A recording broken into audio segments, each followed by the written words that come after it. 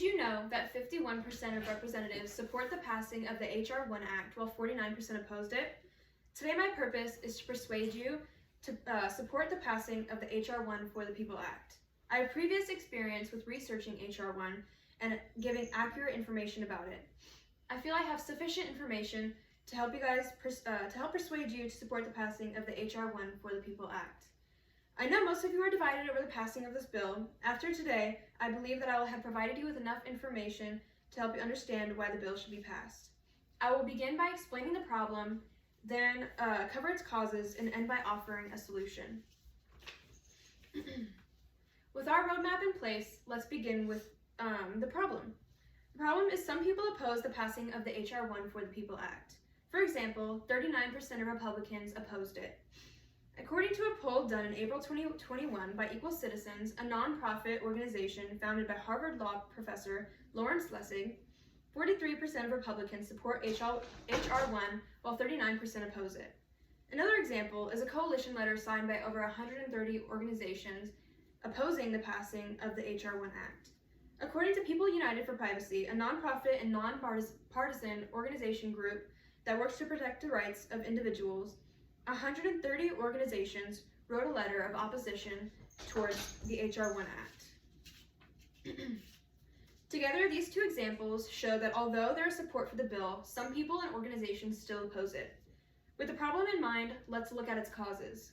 There are two primary reasons people oppose the passing of the H.R. 1 Act.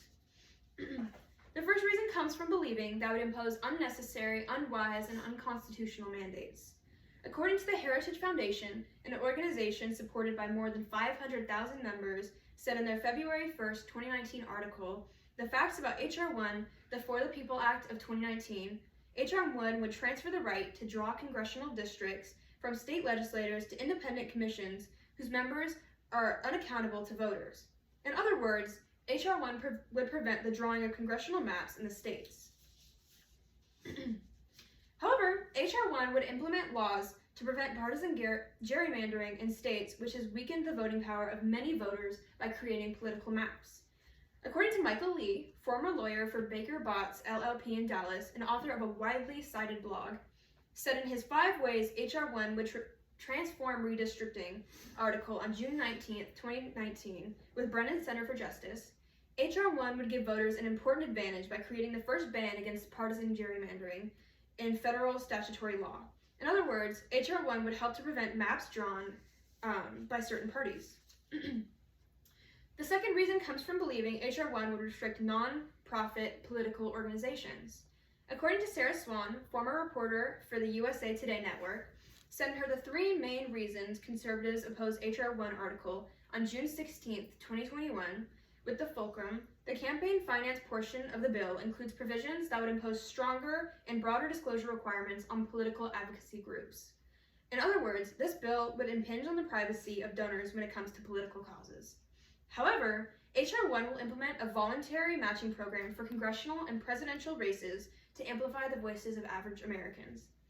According to Campaign Legal Center, a nonpartisan organization that advocates for every eligible voter, said in their How H.R. 1 Will Help Us Achieve a Government for the People, on January 4th, 2021, H.R. 1 will enact a voluntary small donor matching program for congressional and presidential races to amplify the voices of average Americans, with the system financed by fines on corporate and executive wrongdoings rather than funded by taxpayers.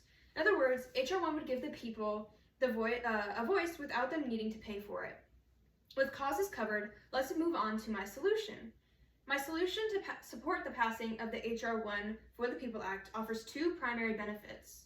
The first benefit is eliminating state gerrymandering to prevent political parties from gaining an advantage during elections.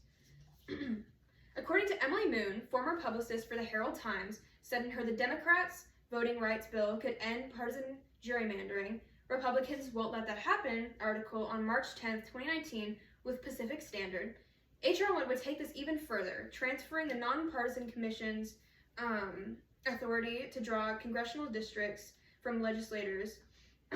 This would eliminate the party in power's advantage during census years. What Moon is saying is that H.R. 1 will prevent parties from gaining an advantage through congressional maps. The second benefit is giving the American people a voice as well as political donors. According to Ian Vandelwalker, former author for the Washington Post and New York Times, said in his The Reform Law Needed to Counter Citizens United, H.R. 1, article on January 21, 2020 with Brennan Center for Justice, a public financing program that would amplify the voices of small donors so the flood of mega donor money can be balanced by supercharged funding from regular people. What Ian is saying is that H.R. 1 will help to give a voice to the people and nonprofit donors. In conclusion, supporting H.R. 1 will have many benefits. Let's review what we've learned today. First, we learned that some people oppose the passing of the H.R. 1 for the People Act. For example, 39% of Republicans opposed the H.R. 1 Act, and a coalition letter signed by over 130 organizations opposed H.R. 1. Next, we learned 2 reasons some people oppose the passing of the H.R. 1 Act, which were the belief that it would impose unnecessary, unwise, and unconstitutional mandates, as well as restrict nonprofit political organizations. However, we now know H.R. 1 would implement laws to prevent partisan gerrymandering in states, which has weakened the voting power of many voters by creating political maps, and will implement a voluntary matching program for congressional and presidential races to amplify the voices of average Americans. Finally, we learned 2 benefits for supporting H.R. 1 for the People Act, which were eliminating state gerrymandering to prevent political parties from gaining an advantage, and giving the American people a voice as well as political donors. Now you have more information to help you understand why people are supporting the H.R. 1 Act and solutions for the problems that representatives have been having with the passing of the H.R. 1 Act.